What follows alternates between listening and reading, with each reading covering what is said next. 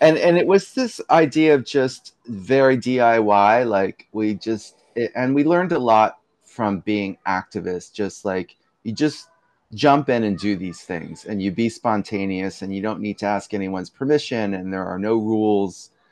And we just love that DIY spirit of drag, which was a perfect vehicle for public access TV because there were all these shows that were just anything goes.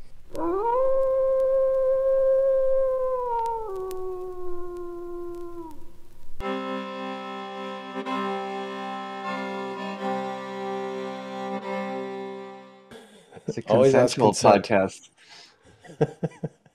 That happened to Zoom, I don't know, a couple years ago. They started this thing where, which I think is good so that people know they're being recorded. Mm, But yeah, right.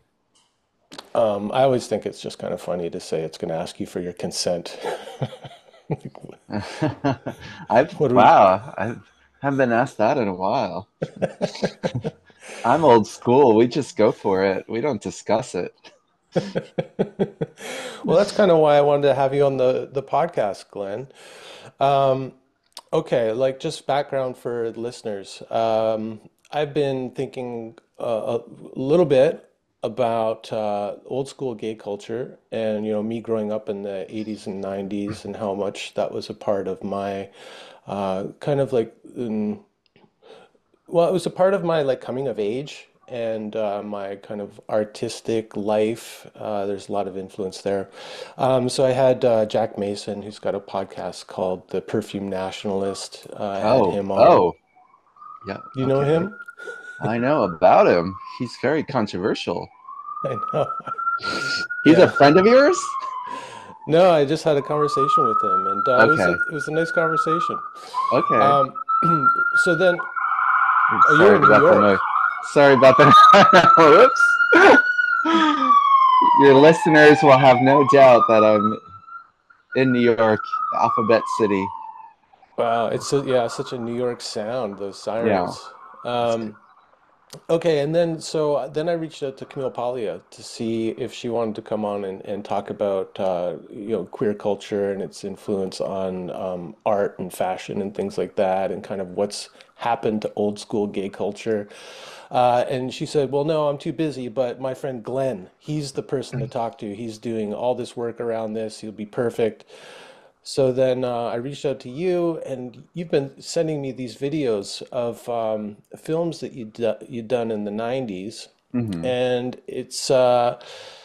I guess it seems like it was done on public broadcast Yeah, it or was for Manhattan Public Access. public access. Okay. Yeah. And it's been like, I mean, there's such an incredible time capsule of the 90s in New York and gay culture. You have Camille on a couple of the Mm. episodes, and a Canadian queer icon, Bruce LaBruce, is Hmm. like your co-host on a number of them. And they've just been amazing for us to watch.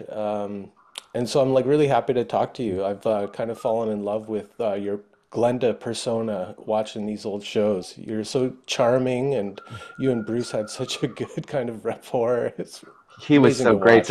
He's so great to work with. He's so professional. Mm. And Yeah. just everything's so natural with him, you know? Mm. Yeah. Yeah, it seems you guys have like a real kind of easy rapport together. It's a good Yes. fit. Yeah, totally. So I wonder if we could do like a little bit of time travel to begin with. Like, how did you end up in New York in the 80s? Wow. So I grew up on a farm in the middle of the woods in northwestern New Jersey. It was a sheep farm. And also, my father owned a uniform factory, which I worked in. And it started out in the basement of our house. And then it moved to a town not far from where we lived. And in the 80s, I was really into punk and new wave, and I knew I was gay. And probably my big coming out album was the first Smiths album, which was, even though Morrissey has never said that he's gay, but there was so much coded information in that album. And I think a lot of gay men of my generation for them, that was, you know, that Smith's album was a coming out album. Um, so I knew that I couldn't live on the farm forever. I was traveling. It was, even though I was kind of isolated, it was still like a little over an hour to get to New York City. So I would drive into the city with friends, and we would go to clubs like, you know, I discovered the Pyramid Club on Avenue A probably in like 1985, and we would go to Danceteria, and I think the drinking age was lower then, or they didn't really card, so you could go to clubs if you were under 21. And then I met a boyfriend in 1986. And then, long story short, we just decided to move to New York together in 1987. And I've been here ever since. Hmm. And when did you start doing drag? So when I moved here in 1987, that's when, you know, I had already discovered this club called the Pyramid Club, which is was the small. It's actually kind of come back in a new iteration, which is great. But it's a small club on Avenue A that was known for this very specific aesthetic of drag, and it wasn't like this very polished drag of like polished female impersonation and lip syncing. There was lip syncing at the Pyramid Club, but it was done in a way where they were. It was very satirical. It wasn't like, I'm just going to do, you know, a Judy Garland song and be very reverential. Like, they were very irreverent. It was kind of punk rock. The wigs were messy, and they would do satires about popular culture. And so that was my favorite club in New York, and I was just very impressed by, because I was coming kind of like from this punk rock background, that there was drag that felt kind of punk rock and that was going against the grain. So I became friends with some of the drag queens that performed there, like Happy Face and Hattie Hathaway, and they became my drag godmothers. And I joined ACT UP in 1989. I was a very committed AIDS activist, and I was also in WHAM, which was Women's Health Action and Mobilization. So I was also an abortion rights activist. And a lot of people from the activist scene were going to see shows at the Pyramid. And in 1989, I met someone who was doing video work with the video activists in ACT UP, and we decided to do a public access show called Talk to Go, which was about interviewing downtown personalities like Lip Synca and Happy Face and the Del Rubio triplets. And I think so.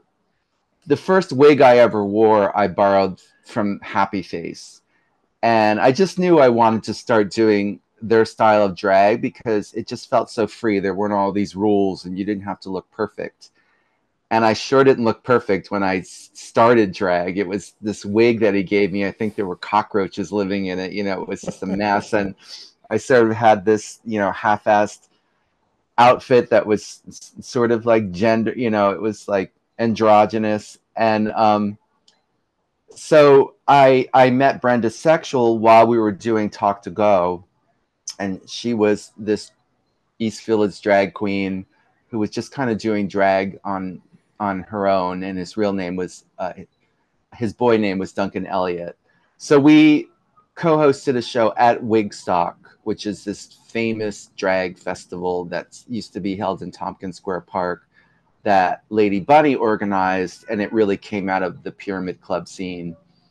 So that was the kind of the first time I did drag, and then a year later, Brenda and I decided to launch our own public access show, the Brenda and Glennda show, and then my drag started becoming a little prettier and a little more thoughtful, and Brenda taught me how to put on makeup, and we would shop at thrift stores together. And then, you know, I graduated to wigs that were a little bit nicer. There was this place, there was a liquor store in the East Village that had a wig room in the back. It was like the speakeasy. That's, I don't know why. It was almost, it felt very illicit. Like you would walk through this liquor store and walk through a secret door. And I think there's even a scene like that in Licorice Pizza, I think, where there was like a back room where they were selling water beds or something. It Hmm. felt like that.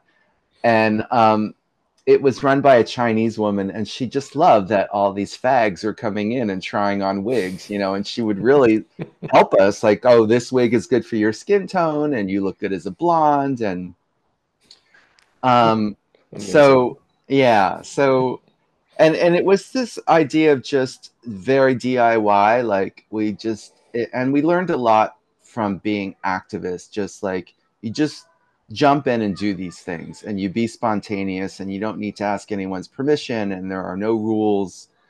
And we just love that DIY spirit of drag, which was a perfect vehicle for public access TV because there were all these shows that were just anything goes. Mm. Yeah. Yeah, public access in New York in the 80s and maybe into the 90s was pretty wild, right? Like Al Yes. Goldstein had Oh, he's my hero. He was one of yeah. my early heroes. Well, tell Yeah. tell people who are younger than us who Al Goldstein is. So Al Goldstein was a pornographer and a free speech warrior. And he was kind of, I like to say he was like a punk rock version of Larry Flint. And Larry Flint was the publisher of Hustler magazine. And there was a movie made about him, The People versus Larry Flint, that Courtney Love was in. And but what was great about Al Goldstein was that he had this show on. It was called Midnight Blue, and it was really offensive. And what I loved is that he would show straight porn and gay porn. He just loved all porn. He wasn't homophobic. He was very pro-gay, um, and but he loved talking about sex in this just really voluptuous, sleazy way, and. And then he would have vendettas against the most petty thing. He had this segment called "Fuck You," and it would just be like, you know, a restaurant where, you know, his steak was cold or something. He just wanted to get revenge against these businesses. And Duncan, who was Brenda's sexual, we would sit in our kitchen. He used to live here and watch that show and tape it and laugh our heads off. And there was one where Al Goldstein went to this store called Mardana. It's still in the West Village. And he bought this hideous shirt, or he wanted to buy this hideous shirt that had like a face silhouette on it. And they didn't have it in like extra, extra large because he was fat.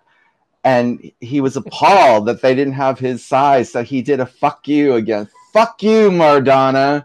And then he would use the stock footage of like Nazi planes dropping bombs on the store. And, you know, he was Jewish, but he loved playing with like Nazi imagery. And so we just thought he was hilarious and that, you know, there were no boundaries to what he would say or show on Midnight Blue.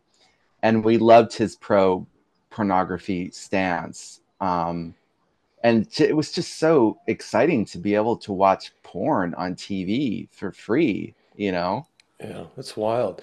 Yeah. So, like the FCC had no oversight on public access television, or what was Well, there going were on? rules. There were rules. I mean, he was on leased access, which was different, and that you had to pay to have your show on.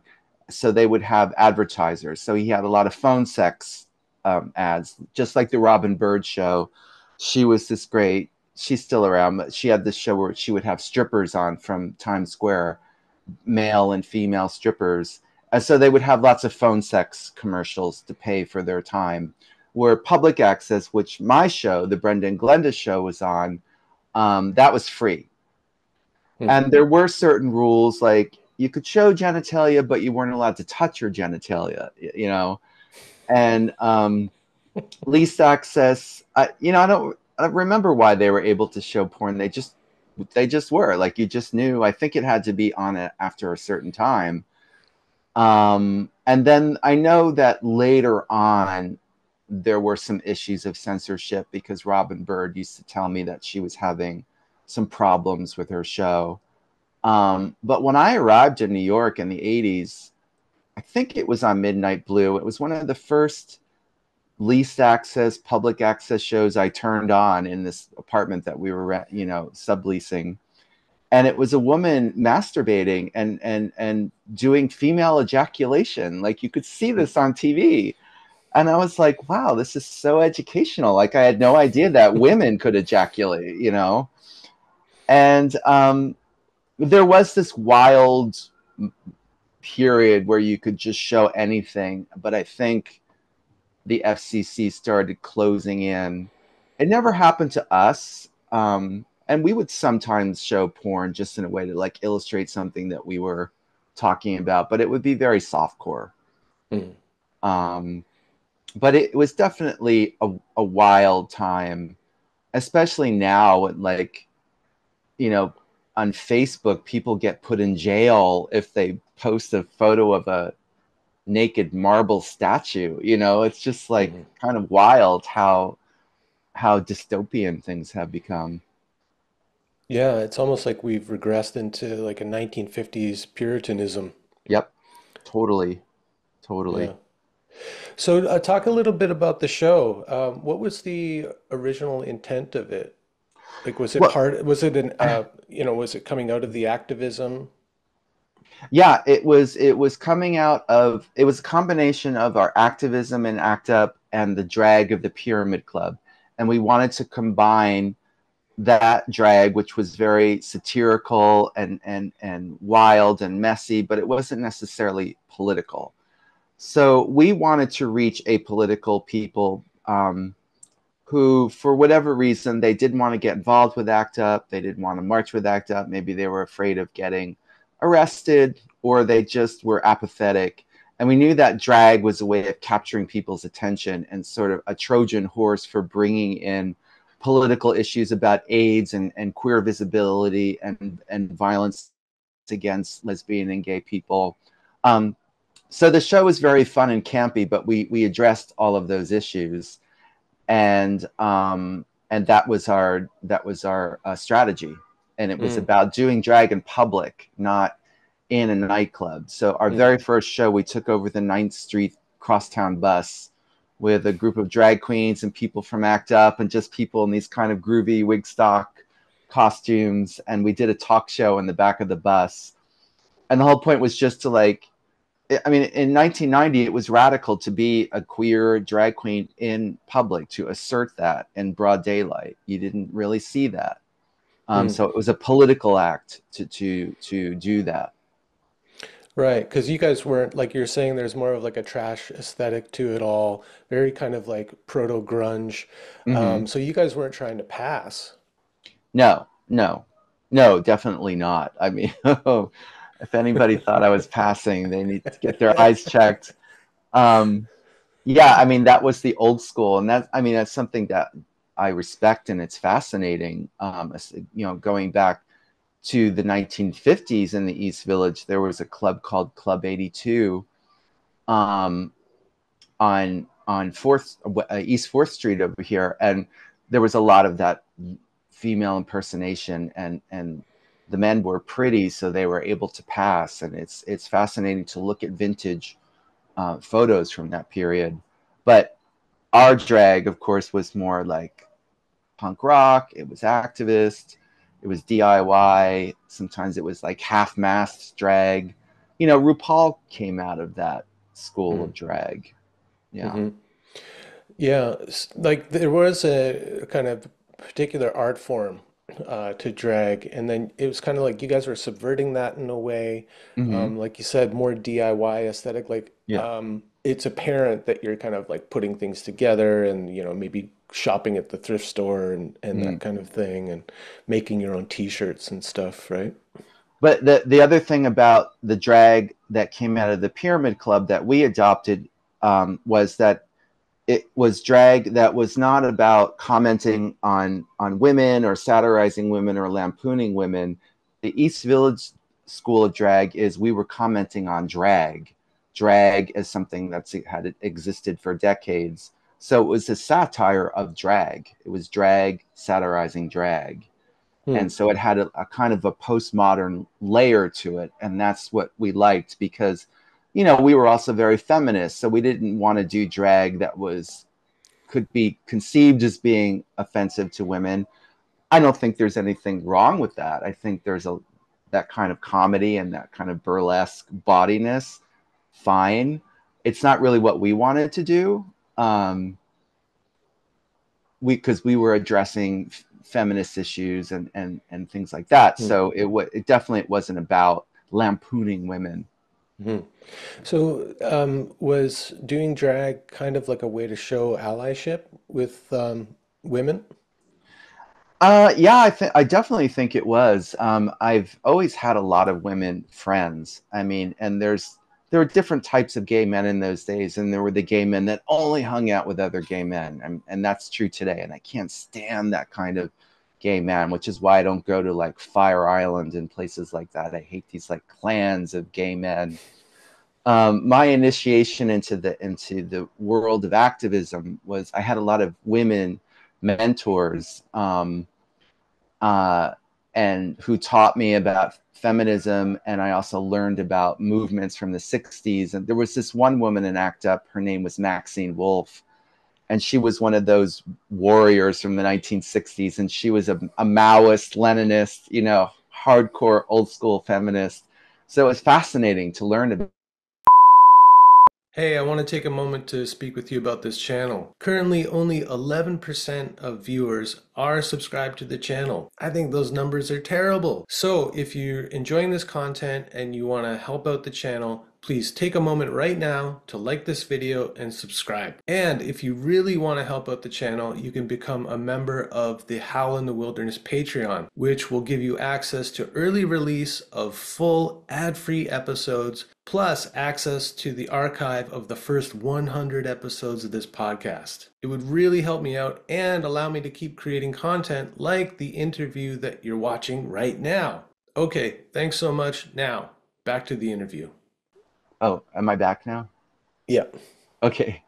Um, so for sure, we were really seeing ourselves as allies of women because I was very involved in the lesbian scene and the pro-abortion scene and just I had a lot of women friends, and our drag was a celebration of women. Um, so that was something that we wanted to convey. Hmm. And then we really got into like issues around gender. Like we did this show where we took over the Circle Line, which is this boat that goes around Manhattan. It's like this tourist ride. It goes past the Statue of Liberty. So in 1991, we got together a group of not just drag queens, but also drag kings, which were women who dressed like men. And then there were some female to male, some male to female lesbian transsexuals, which is not really a term that you hear anymore. Everything's transgender, but back then the term was transsexual when someone transitioned.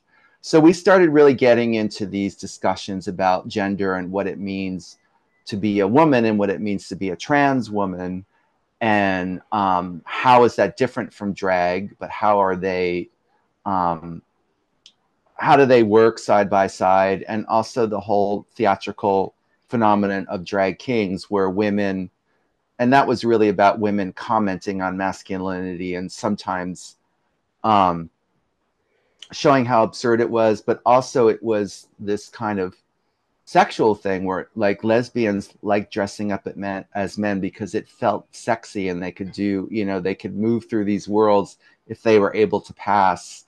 Like I know women who would dress up like men and go to gay sex clubs and give gay men blowjobs. Hmm. Yeah. So there Wow. was a lot of sexuality in our gender commentary in those days. We were very pro sex and pro porn. And the reason that we chose the names Brenda Sexual and Glennda Orgasm is because in the early 90s, gay sex was under attack by the right wing because of the AIDS pandemic. So we wanted to assert, our right to be sexual beings. The right wing really wanted gay men to become celibate because they felt that we were spreading disease. And so the pro-sex part was very important and radical during that moment of the early 90s and late 80s. Hmm. And so part of, I think, what you were doing, at least what I picked up on, was kind of bringing humor into activism. And you guys comment on this throughout the show, where gay activists it kind of like sucked all the life out of the gay lifestyle and gay culture. Like Mm. a lot of like earnestness and not a Yep. lot of humor. So is that Yeah. a part of it too? Is just trying to like bring the fun back into being gay?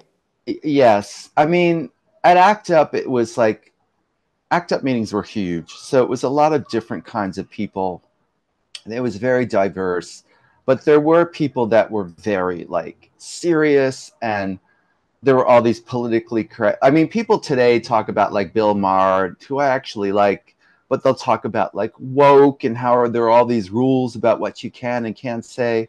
Well, I remember those rules going on in the activist movement in the late 80s and the early 90s. And that came out of like the second wave feminism and strident feminism, um, and a lot of like that's sexist or this is homophobic or that's racist. So that goes back to the 80s activism where you were sometimes walking on eggshells, but then there were factions of gay men who were super irreverent and campy who just didn't care, and we still like spoke the way we wanted to and told the jokes that we wanted to, but we were still activists. Hmm. um, so it is true that the early days of the Brendan and Glennda show, we were very earnest. But by the time I hooked up with like Bruce LaBruce and Camille Paglia, I had become disillusioned with the movement. And like this group called the Women's Action Coalition came to an ACT UP meeting, and they were like these, Soho artists like Barbara Kruger and Laurie Anderson, and their big complaint was that women weren't being shown in galleries as much as men, women artists. And that's fine. But at ACT UP, we were there to save lives, and they came to ACT UP to save their art careers. Hmm. And people like that would just get on the agenda. So this was early 92, and this woman stood up and she said, I'm from the Women's Action Coalition, and we're organizing a protest against this author, anti-feminist author Camille Paglia. They pronounced her name wrong. Camille Paglia, who has this anti-feminist book out now called Sexual Personae. It's like the Mein Kampf of feminism, and we're organizing a protest at the at Barnes and Nobles. And I'm sitting there, and I had heard about Camille Paglia. I hadn't read her yet, but I was like, and it didn't matter what her views were. I didn't know what they were yet. I was like, is this where the left is now? We're banning books. I mean, that's what the Nazis did. So you're coming into this meeting, you want to protest against a published like free speech, A and woman. that's yeah. Oh yeah. Well, they were so PC. I mean, yeah, yeah. They wanted to censor another woman, but they just really felt they thought Camille was like Phyllis Schlafly, Hmm. that she was an enemy. And and that's when I was already starting to become disillusioned with like the infighting and ACT UP, and again like all the being scolded for not saying the right thing or not having the right position. um, so I started getting into watching Camille. I mean, you couldn't turn on the TV in those days without seeing her on a talk show. She was Hmm. everywhere, Phil Donahue and just all these great talk shows, and she was so dynamic and energetic and funny, which is what we really loved. Like she was like Al Goldstein. She wasn't afraid to just say things. Hmm. So my friend Emily, who is one of my comrades in ACT UP and in Wham, um, she would come over and we would tape these interviews that Camille did and watch them over and over and just laugh, and just it was such a relief from the PC ideology of a lot of the meetings we were going to. So I started getting into Camille thanks to these women that wanted to censor her. Um, and the tone of my TV show started shifting. Brenda had moved to, I think by the end of 92, she moved to the South. And in 1993, I was having Bruce LaBruce as a co-host on, and then Camille. I became friends with Camille. So the tone became more that we were critiquing mainstream, gay mainstream activism.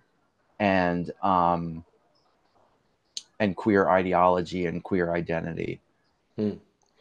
Yeah, it's kind of wild watching these shows now, what, 30 years later, Yeah. is a lot of the stuff that you're critiquing about the gay activist movement. You could also kind of superimpose on the trans activist movement now. Like it seems like a lot of the same issues are coming up again, only now kind of transposed over to the trans activist movements. Yeah. Yes. I mean, what I loved about transgender people back in the 90s is that there was this mystery and fluidity. Like, to be gender fluid, to me, it's like, well, then be gender fluid. Don't Mm, have all these strict rules about you misgendered me. And it was just thrilling to go out to clubs in those days and just not knowing what was under the dress, you know, and pronouns were interchangeable. Like, whenever people ask me about what do I think about pronouns and they, them, I just say that I follow the Hollywood Lawn philosophy of pronouns. Holly Woodlawn, who was a Andy Warhol superstar, she was in a famous film called Trash that Paul Morrissey directed. And Holly would say, um, if I'm wearing pants, call me a he. If I'm wearing heels, call me a cab. And so that's my final word on pronouns. I just think that people take it too seriously now, and like they'll hold meetings and announce, you know, I'm now they, and it's just it feels very Maoist, kind of like Red Guard behavior. I have no problem with addressing people by those pronouns, and if they want to be addressed that way, I respect them. It's just not fun, Yeah. you know. And if and it sometimes it's earnest, but a lot of times it just feels performative, Mm. you know. I think often it feels to me like a power move. Like you get people who make videos who are giving you instruction on how to address them, and it Yeah. seems to be coming from this kind of almost patriarchal place, which is Oh, ironic. wow, you went there. Yeah, I did. Yeah. Well, Wow. who was it who said, oh, Marion Woodman, who's a Canadian psychoanalyst, she said some of the worst patriarchs I ever met are women. Whoa. Right on. Yeah, it's true. It's Yeah, absolutely, well, they're internalizing, in a way, they're internalizing male dictatorship and male authority. behavior and Hmm. male authority. Exactly. Um, and we see that a lot, you know. Yeah. I mean, if I had to live like the movie Groundhog Day, Hmm. if that happened to me, I would want my Groundhog Day to be in probably 1992. Oh yeah. And I would be more than happy to stay in that time. Like pre-internet, underground culture was still underground, Yeah. and things were fun, and sexuality, there was a playfulness to it, and I just feel like we miss that now. And so Well, my wife yeah. and I, we get really nostalgic for that time. And she's been a hairdresser for like 25, 30 years or something like that. And we always talk about like the old school gays that we grew up with, and how much we kind of like miss that influence, and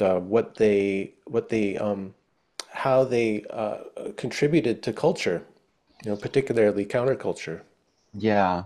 Well, I think that that period that you're talking about, the early 90s, right now has such a strong pull because Gen Z has become very interested in the 90s. And I think Hmm. it's because there's this fatigue with like TikTok and 30-second attention spans and constantly creating content that's empty or is just serving late stage capitalism. And they have this FOMO of not having lived in this pre-internet world because they're too young. So, for example, I'm in this exhibition called Copy Machine Manifestos, which is up now at the Vancouver Art Gallery. It started out at the Brooklyn Museum, and it's about zines. And a lot of it's queer zines. And I did a queer zine with my friend Emily called Pussy Grazer. And I'm hearing that a lot of Gen Z people are into making zines because they want something that has more permanence than a TikTok video that you're going to forget that you even watched 45 seconds later, you know? Hmm.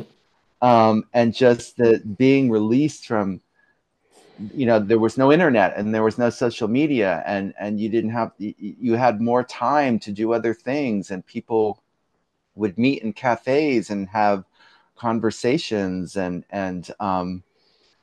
you know, you weren't like tracking everyone's movements every millisecond. Like, I'm amazed how we even met in those days. Like, okay, I'm going to see you at 5 o'clock. We're going to go to the movies. But if they didn't show up on time, you didn't know where they were. They couldn't say, I'm stuck on the subway or I'm on my way. Like, it was Hmm. just, you really had to just go with the flow. And I Hmm. think now people have nervous breakdowns if they don't know where you are every millisecond. Yeah. So what we're seeing is this huge interest in the 90s, which has been a boon for me because my video archives were digitized by Video Data Bank in Chicago in 2019. So they've been playing around like at the Walker Art Center and the Chicago Art Institute and the Brooklyn Museum and you know, all these different places, the National Gallery in Washington, D.C. And there are all these other 90 things, like Kathleen Hanna has her memoir just came out, Rebel Girl. So people are just really want to know what it was like to live in the 90s, or they're reliving it again because we're just so exhausted from modern digital life. Hmm.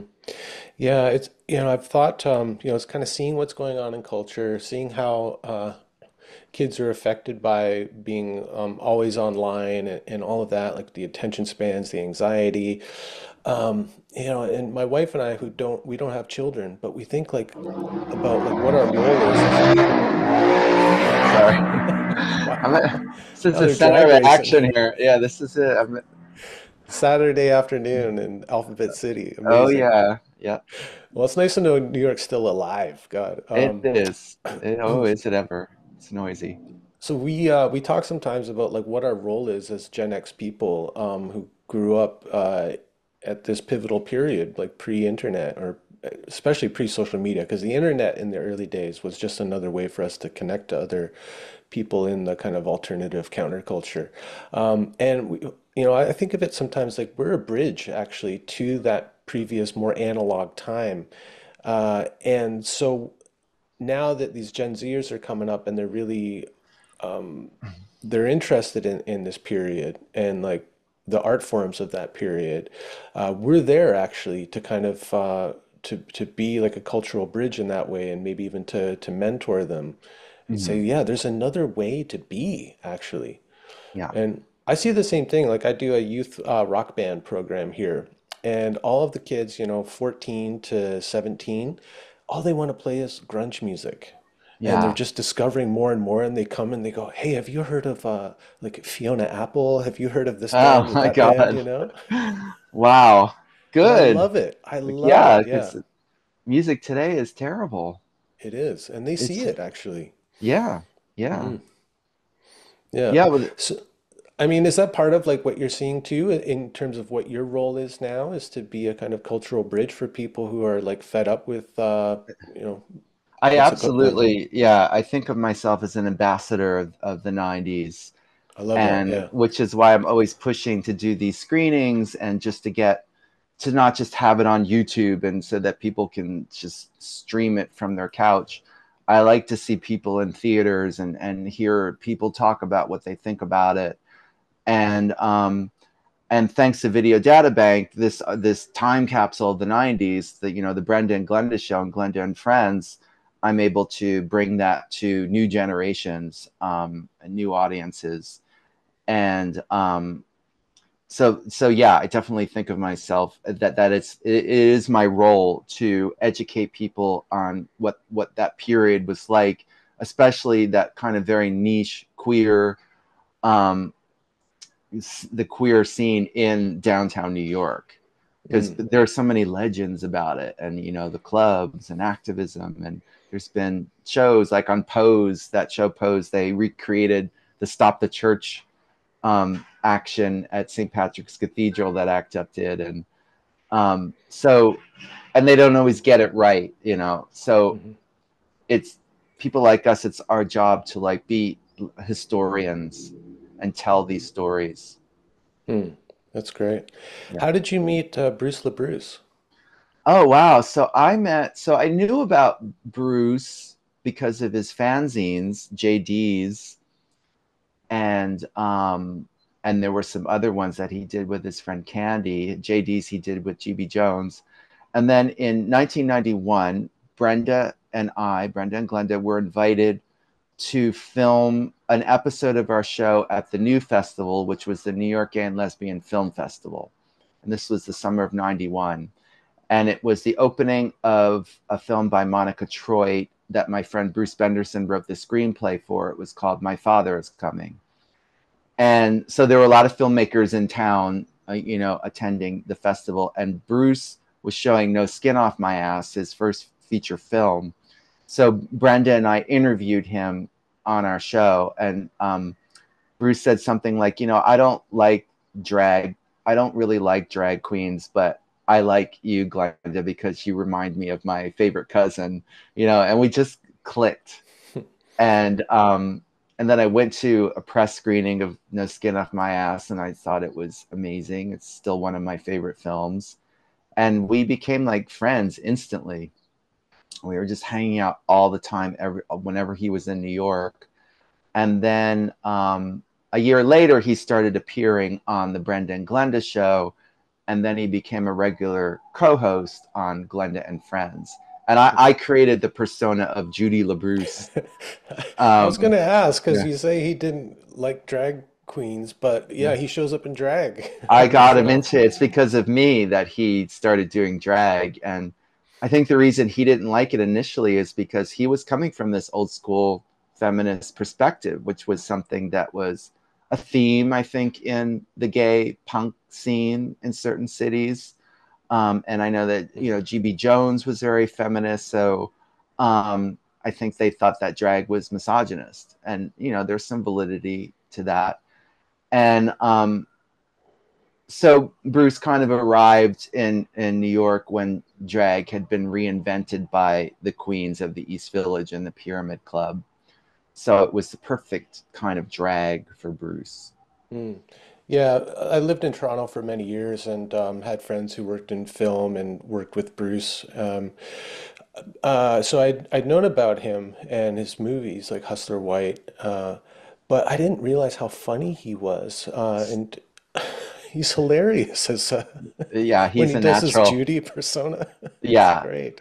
hilarious. And it was in our video, the post queer tour, he's playing he says, I say to him, "Oh, you're doing like a late career Judy Garland, like 60s," and Bruce is like, "You mean like the day before she died?" Like very late, Judy Yeah. Garland. And then we sort of got into that whole theory that the reason the Stonewall riots happened is because everyone was so upset about Judy Garland dying, because she died in 1969.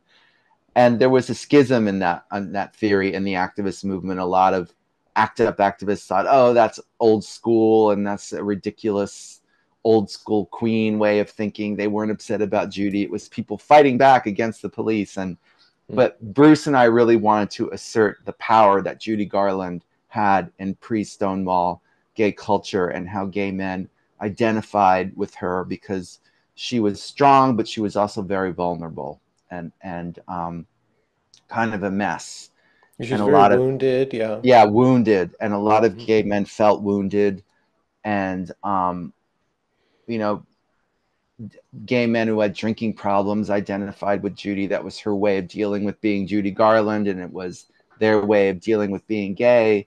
So we really wanted to assert this idea that Judy Garland sparked the Stonewall riots, the death of That Judy Garland.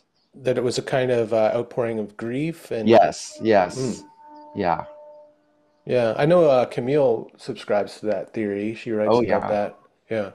yeah. So was it so in some of those episodes, like you said, the post-queer tour, so this idea of the post-queer movement, is that something that you and Bruce cooked up together? Yeah, we did. Just through like, we used to go out to bars every night, like the Tunnel Bar and the Wonder Bar, and get drunk and just talk about, the current state of gay culture. And he's someone that's always been going against the grain. He's kind of like in the vanguard of like, what's the next thing? What's the next way of being gay and talking about being gay? And this was 1993, and I was deep into reading Camille Paglia, and we had been having phone conversations, but we hadn't filmed our video yet. And I had quit ACT UP at that point. And we were talking about just how doctrinaire the queer movement, like Queer Nation, and like, they protested against Basic Instinct. Again, another case of like censorship, the left, censoring things. And how the word queer had just become very square. We thought it was very square. And we wanted to go back to just being gay, and we wanted to go back to being like boys in the band school of being gay, and the pre-Stonewall school of being gay, and sort of embracing your gay self-hatred. And so we came up with this term post-queer, and post-queer wasn't really about moving into the future, like what's next after queer. It was about going backwards. And that became a theme in a few of the shows that I did after that. Hmm. Yeah, like you guys do a show where it's all about you trying to get back in the closet. Yes, yes, we wanted to cure ourselves of our homosexuality, but we still wanted to be drag queens.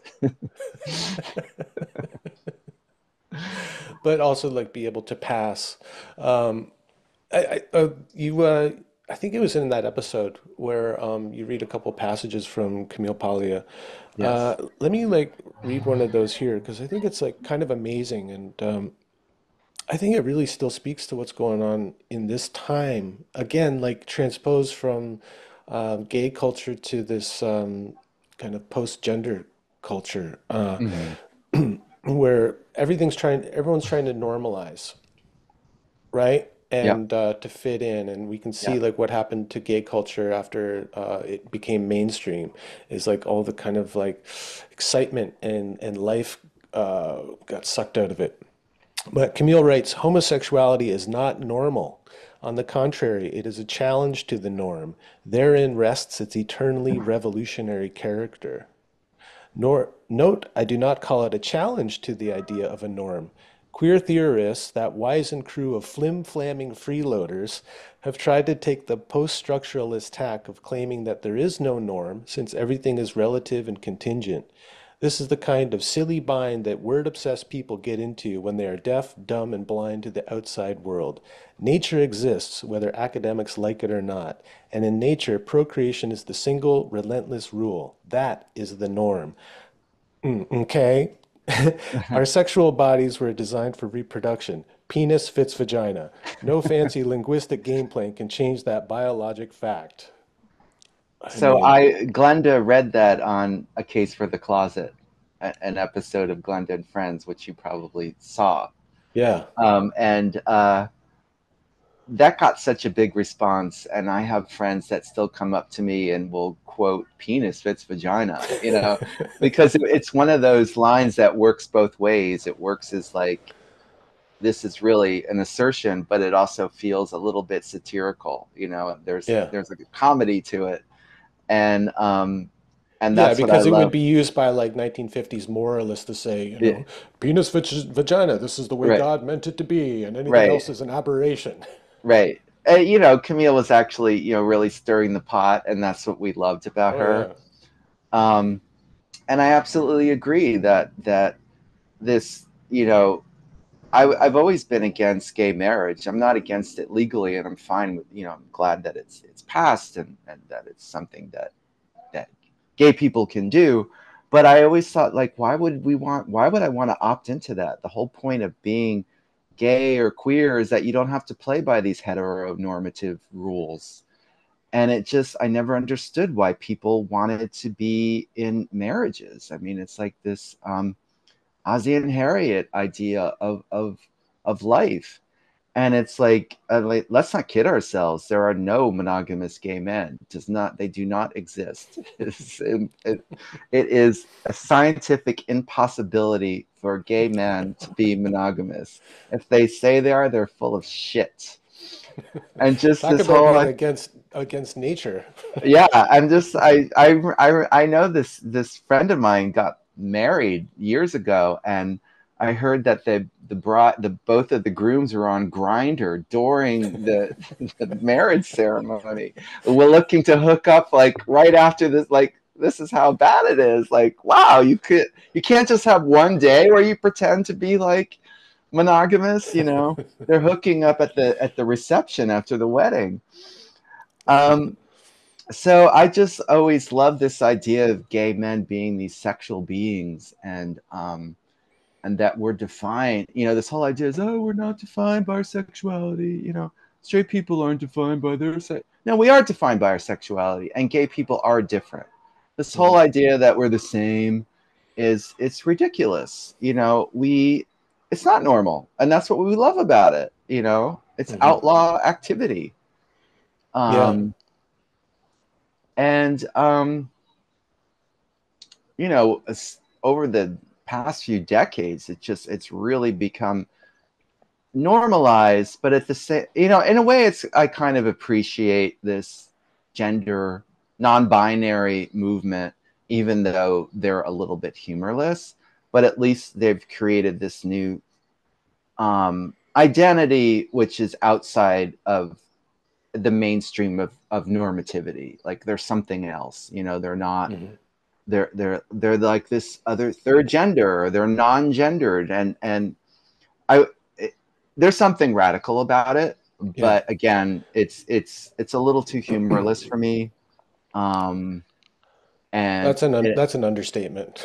yeah, yeah, and sometimes it's just a career move. I mean, I know of lesbians who use they them pronouns public facing, because it helps you in your academic career. But when Mm. they're alone with their friends, they're just she. They don't make their friends address them as they. Yeah. Yeah, when the kind of the recent I don't know what to call it, the kind of transgender revolution, when I started to see that bubble up in culture, yeah, at first I thought, wow, this is like truly radical to kind of like really blow apart gender norms. This is like what people have been fighting for decades. But it quickly kind of devolved into an ideological, dogmatic, humorless, patriarchal kind of movement. And I was Yeah, like, oh no, this is where it's ended up. Like, what a yeah, shame, because there was yeah. potential there for like more liberation, more freedom of expression, more Right, kind of gender fuckery, which is like what we loved about the 90s was all, like you guys looking obviously masculine, but with like a Judy Garland wig and right, Bruce LaBruce with all his crazy tattoos and everything. right. I Yeah, mean, I don't know if young people understand what satire is anymore.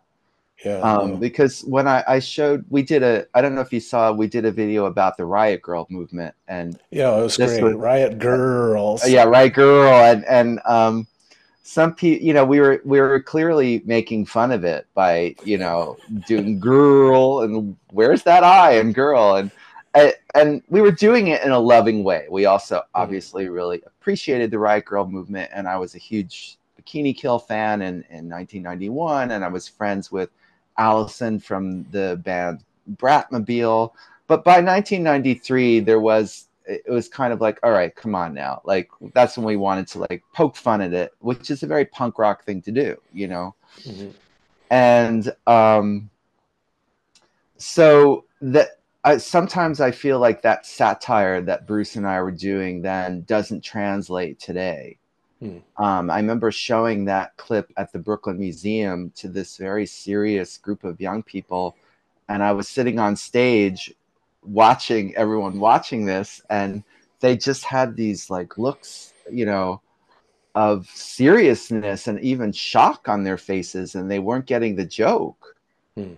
There's a scene where we're interviewing these punk rock dykes at ABC No Rio, and one of them is wearing a T-shirt that says "Pussy Stock," which was this kind of lesbian festival. And I said, "What's pussy stock?" And the woman Jill says, "Pussy stock is about taking back words used against us, like pussy, slut, whore, cunt." And then she says, "Words that you're very familiar with, Glennda."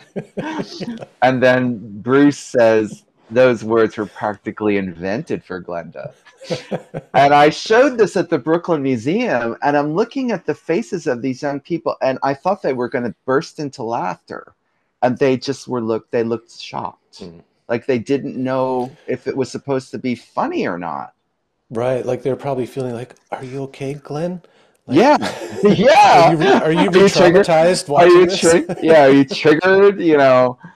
And just that they don't use words like that. So Hmm. Yeah. um, yeah, so that I worry about that young people are taking things at face value. They're not appreciating the tradition of satire, and it's worrying. But obviously, there are also young people that do get it. Mm, cool. Hey, can we take a little 2-minute break? Yeah, sure. It's that time. I told you. Oh, yeah. Okay. Should I mute myself? I'm gonna use the bathroom. Uh, yeah, mute yourself, please. Okay, I'm back. All right. Yeah, I was going to ask you because you've been doing these in-person screenings, what the kind of responses you've been getting, because I think a lot of what I've seen in the old videos would today be considered quite controversial.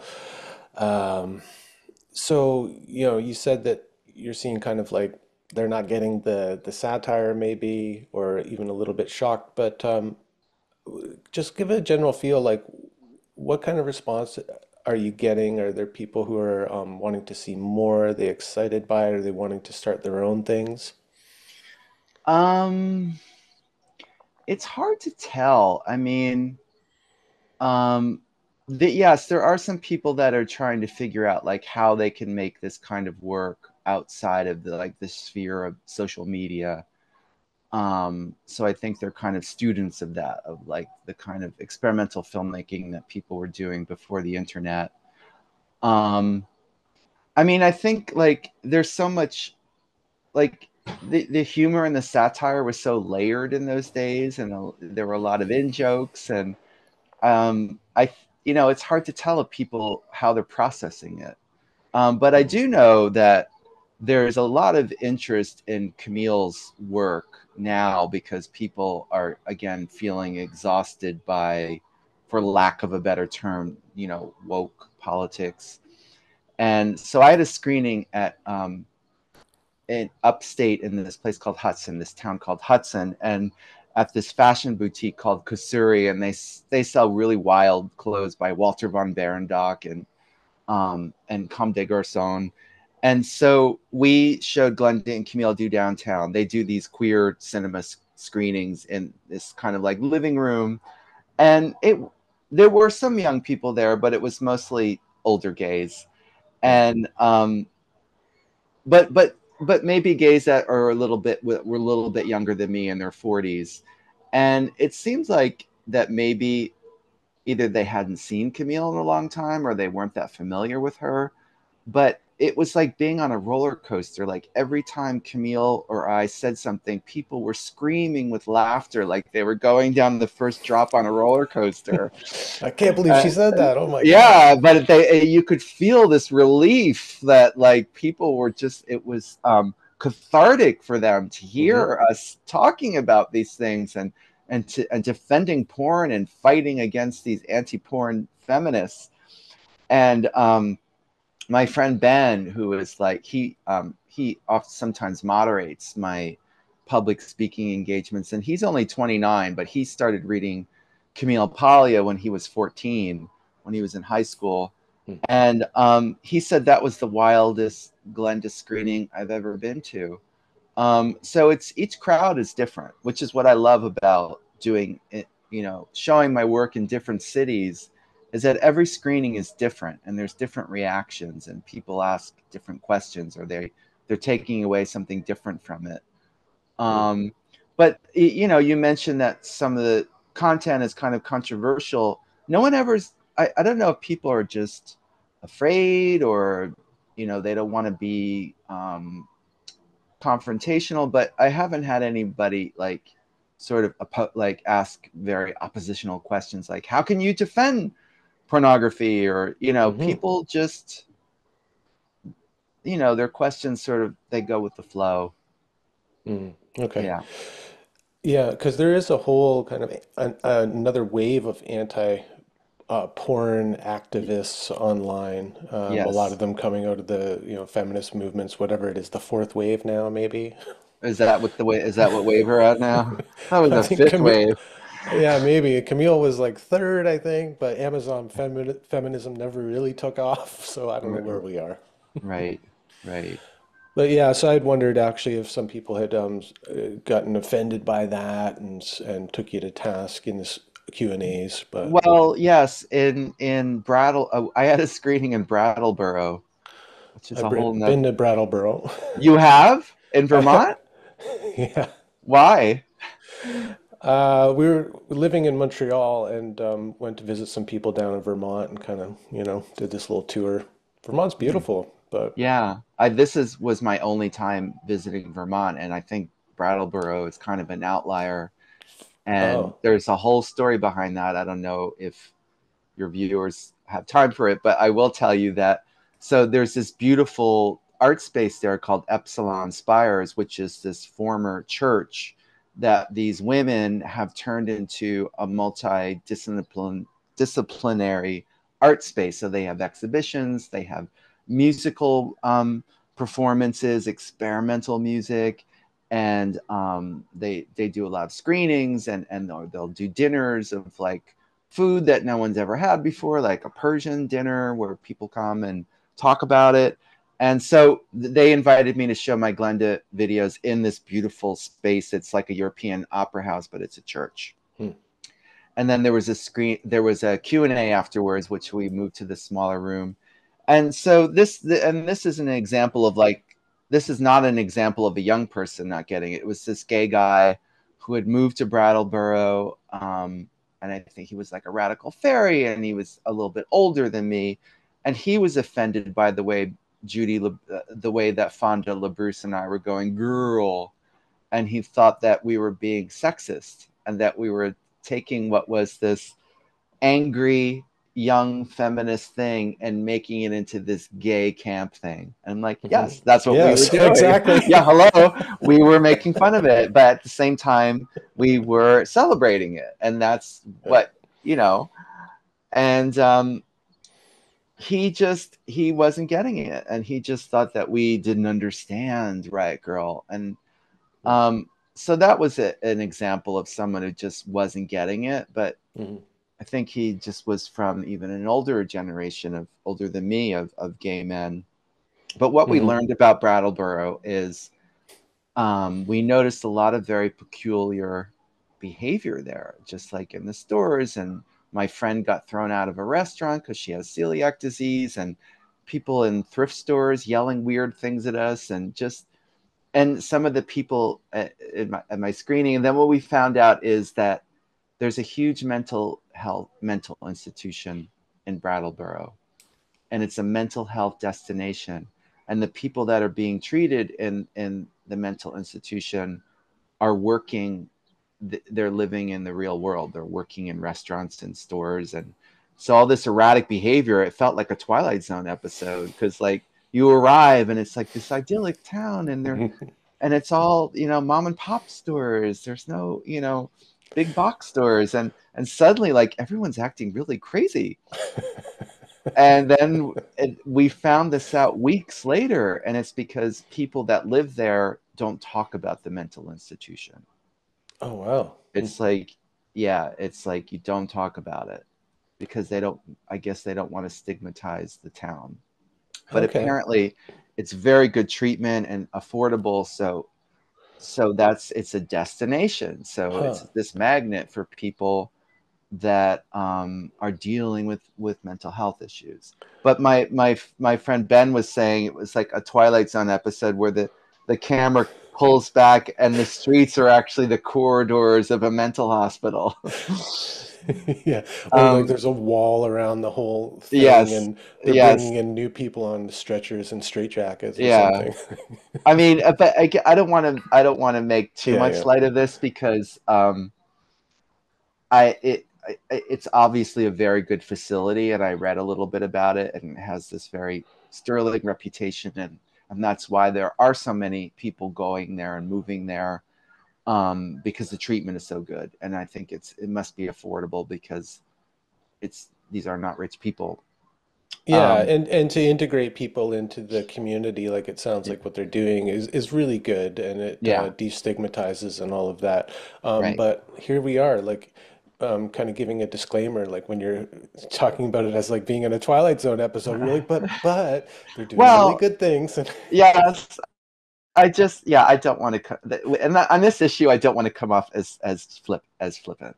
yeah, no, I hear you. But Yeah. it would be a really bizarre experience. Like, oh, there's a nice man kind of sweeping up in front of this quaint little soda shop, and all of a sudden he turns around and says, "Fuck you, cocksucker!" Yeah, that's John Waters' favorite disease, Tourette syndrome. It's mine too, because it's so chaotic. I love it. Yeah, It's disruptive, right? To yeah, yeah. especially up here in Canada, where everyone is trying so hard to be polite, you Right, know. right. So Tourette's can be like really fun and disruptive, which I Yes, enjoy. it's punk rock. It's a punk rock disease. It's the most punk rock disease. Um, yeah, where else do I want to go with you? Let me think. Let me think. Oh, one of the things that's come up in some of my conversations is, like Camille thought that gay men were the guardians of culture in a way.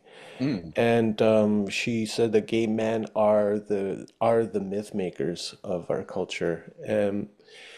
And I think that that certainly used to be the case. But I don't see that happening as much anymore. Like the kind of the gay influence on pop culture, on art. well, Am I yeah. missing something? Like, am I out of the loop?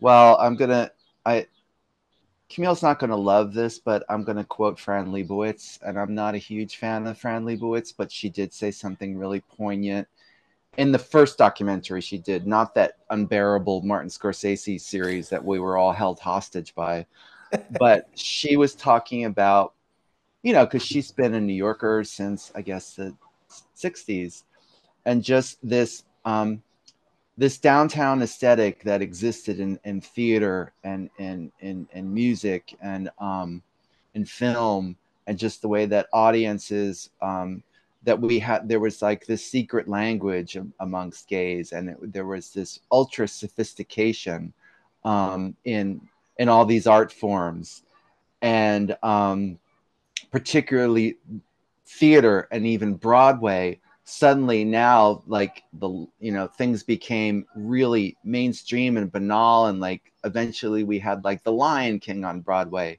And Fran said the reason is because the audiences died. Hmm, They died of AIDS, and they took that aesthetic with them to the grave.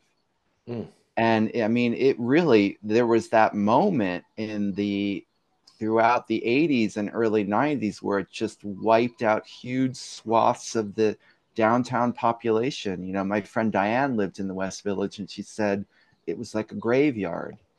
So that's what happened. A lot of that sensibility died, and there was no one. I mean, yes, there were some people that carried the torch, obviously Bruce LaBruce and I, and Justin Bond, and all these other people, Vaginal Davis. But the way that big shift on like theater culture and pop culture, um and a lot of things, the way that New York was like the tastemaker of the world and things emanated from New York, again, it was affected by all these men with these ultra sophisticated sensibilities dying. hmm. So that's what happened. Really? Yeah. Yeah. So you felt that? Well, I mean, I'm younger. I mean, I'm 58, and so when I arrived during that devastation,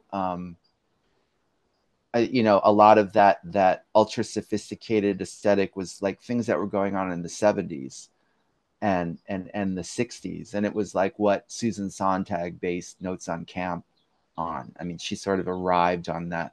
It was also like the 1950s gay sensibility and gay camp. And so I was too young to really process all that in the late 80s, but it started seeping in. Like, I found this book that came out 2 years ago that I'm quoted in. It's an academic book about Jacqueline Suzanne. And I'm quoted in it from the discussion I did about Valley of the Dolls with Camille Paglia in 1996, where I was introduced to Valley of the Dolls by Lipsinka, the drag queen, and my friend Andiv, who was a drag queen who performed at the Pyramid Club. And I had never seen Valley of the Dolls. This was 1989. And it was this whole world and the way they were talking about the film and all the in jokes and all the camp of the film that, wasn't apparent maybe back in 1966, 67 when it came out. It was this like secret language. So people like Lipsinka and Andiv were bringing that old school sensibility and carrying it into the future. And luckily, people like that are still alive. So that's when I started learning about, wow, there's this secret language of camp that's very specific to downtown New York, but which affected mainstream culture Hmm. and in kind of an invisible way, which is what Bruce LaBruce and I talk about in A Case for the Closet, is that we liked when the gay sensibility was an invisible influence on culture, on theater and film, rather than this like, I'm out, I'm gay, let's make a movie about gay marriage. Like, we Yeah. liked it. Felt it was definitely more subversive. When Valley of the Dolls is a great example, where there's this gay tone, but it's like behind the scenes. Hmm.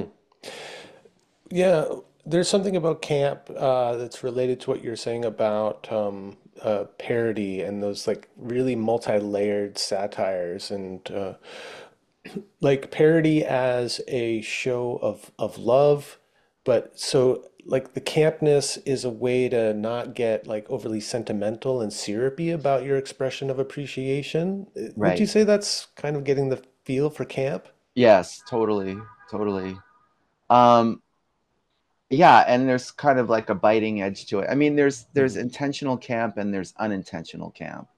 Right. Well, And you kind of make camp like like you said, like Valley of the Dolls. They weren't making a camp movie, right. but there's something about like looking through a particular gay lens at it from the future and making it camp or seeing the campness in it. Yeah. Yes. And again, that's that kind of gay invisible influence.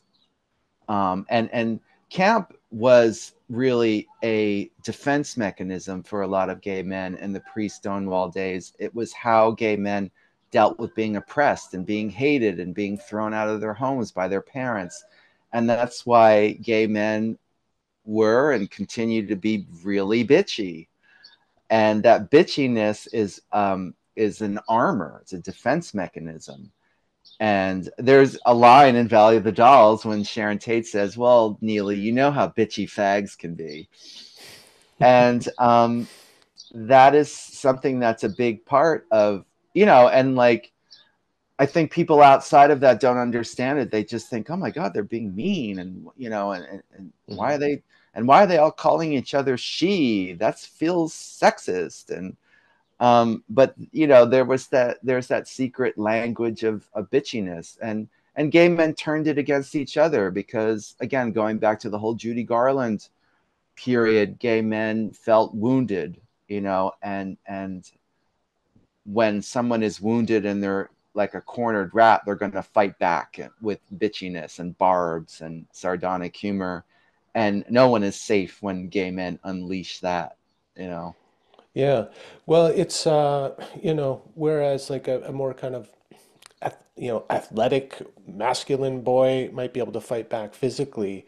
Mm, An effeminate, slender boy will have to use his wit and his sharp tongue in order to that's fight right. back, you That's know? right. That's right. And so it's like becomes, but it became developed into a kind of art form. You Yes. know, like I saw John Waters was on Bill Maher like last night, and What? yeah, Two of my favorite people. and he's great. I mean, he still brings it. He's on a panel with a Republican and a Democrat representative, Wow. and he's just like he's quipping left and right. I mean, he's subversive. He's great. Yeah, no, I'm a huge John Waters fan, and it's sad that he can't get funding to make another movie. Like Crazy. it just shows you. And again, like I think that the world doesn't understand his sensibility anymore. Yeah. He wouldn't like to hear that, but I started reading Liar Mouth, which is the book he wrote, a novel he wrote a few years ago, but it's written in this highly visual way where it feels like you're reading a screenplay. He clearly knew it was that he wanted to make it into a film, and I'm sure that you read that Aubrey Plaza wants to be the lead role. She wants to be Liar Mouth. Hmm. So John was really thinking, well, this will be my way of getting funding. I've got this huge star, huge hit on White Lotus, and he still can't raise money for it. And I've been reading that book, and it really is the old school John Waters sense of humor. And you kind of wonder, does that sense of humor still translate today? I think that Aubrey Plaza would make it successful because she's a contemporary actress and people relate to her, and she's really good. So I think that she would bring his old school, offensive, sleazy, trashy aesthetic into the present and make it Hmm. understandable to contemporary audiences. Yeah, maybe. And like that John's still alive, he would be able to kind of to oversee that so that it doesn't get watered down and Right, kind of politicized or something, right? right, right. Yeah, like I think like him and his views and his sense of humor are kind of seen as problematic these days. Yep. You Well, know, especially like you made Divine eat a dog turd and yeah, filmed it, like, right. wow. Right. But I know, I think his films are in the collection of, I work at MoMA, and I'm pretty sure that his films are in MoMA's collection. But he did this hilarious interview for French TV a few years ago. And he said a lot of funny things, but the one thing I remember is the French interviewer was like, do you consider yourself woke? And John goes, if I say that I like to eat ass, does that make me woke? And I was like, I'm going to remember that. I'm going to steal that. Because it totally shut down. That was the end of the conversation. He didn't have to answer the question after that. You don't have to talk about woke. Yeah, and if you're kind of like shocked by that or offended by that, maybe you're not as woke as you think you are. Right. Exactly. Yeah. Exactly. Yeah. What do you think about Camille not being out there in the public? Like you said, like people are reading her now, going back and watching those videos on YouTube, and so she's finding like I think new readers and well watchers and listeners, and people are like you said feeling like her words are cathartic now, like 30 Yep. years later. Like that's kind of amazing. Yes. Um, but she's been pretty silent in terms of commentary. She's not doing her salon column anymore, I don't think. She hasn't done really any interviews since that Jordan Peterson interview from Mhm. 2017 that nearly broke the internet. Right. She did a really great interview for, I think it was for the British Film Institute in, could have been 2019, because I know she mentions the exhibitions that Glennda and Camille played in the UK. Mm. But the thing is, there's such a wealth of inform. There's such a wealth of her material, her books, and then all of the videos that are on YouTube that everybody is accessing now. She feels like I don't need to keep repeating myself Mm. on these issues. If people want to know how I feel about X subject, my books are all out there. She's had all these, Provocations came out a few years ago, Free Men, Free Women, and then you could go back to Vamps and Trance, and then of course Sexual Persona. I mean, how many people have actually read the whole thing? So there's so much Hmm. to delve into, that she doesn't want to keep repeating herself by doing interviews. And she is working on 2 books, which is why she's decided to stop doing interviews for the time being. And she's been in heavy duty research mode, working on the. Hey, I want to take a moment to speak with you about this channel. Currently, only 11% of viewers are subscribed to the channel. I think those numbers are terrible. So if you're enjoying this content and you want to help out the channel, please take a moment right now to like this video and subscribe. And if you really want to help out the channel, you can become a member of the Howl in the Wilderness Patreon, which will give you access to early release of full ad-free episodes, plus access to the archive of the first 100 episodes of this podcast. It would really help me out and allow me to keep creating content like the interview that you're watching right now. Okay, thanks so much. Now, back to the interview. All right, I think it's buffered. Yeah, just picking up, you're saying Camille's been working on the research project, which I think is her Native American research project that we've been hearing about for like a decade. Yes, yes. And then, but then there's a second book, which I Hmm. can't talk about. But there Oh, is a second tease. book that well, no, it's just not my place to talk about it. Oh, I It's know. But you're confidential teasing information. us by But even mentioning it. I know. But I think she told me it was okay to tell people she's working on a second book. Just can't tell you what it's about. And Sure. I'm sensing a lot of frustration. I mean, I'm kind of a magnet for Camille Paglia because of my association with her, and so I get a lot of random people writing to me and or commenting on social media. What is she doing now? When is the book coming out? Why won't she do any more interviews? And I point them to that last interview that she did for the British Film Institute. And I tell them, she just doesn't want to keep repeating herself. So that's why Mhm. she stopped doing interviews. And she's not teaching anymore. She think I'm allowed to say she's retired, and it's really kind of official now because the University of Arts is closing. Oh I think no. it was announced yesterday. Oh. They are going out of business because of money flow problems and a big drop in enrollment. But she's retired and she's working on her 2 books. But it's interesting, like Camille and I really, I didn't go to college, and Camille and I really believe in, even though she was a professor and taught at a college for many, many years, she and I believe that people should go to learn a trade, go Mhm. to a trade school instead of getting some useless college degree.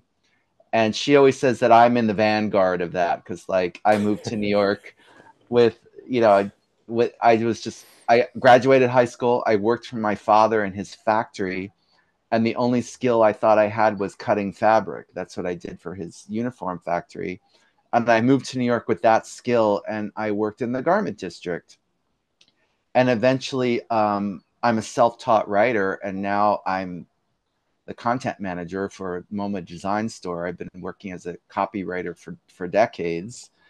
And to me, that was more about learning a trade rather than going to, college and getting a degree in creative writing. It's feel like either you have it or you don't.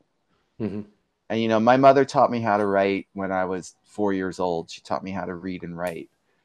And so I think, yeah. So again, like Camille really feels like it can be a waste of time to get a college degree, and that you're better off learning a trade. Mhm.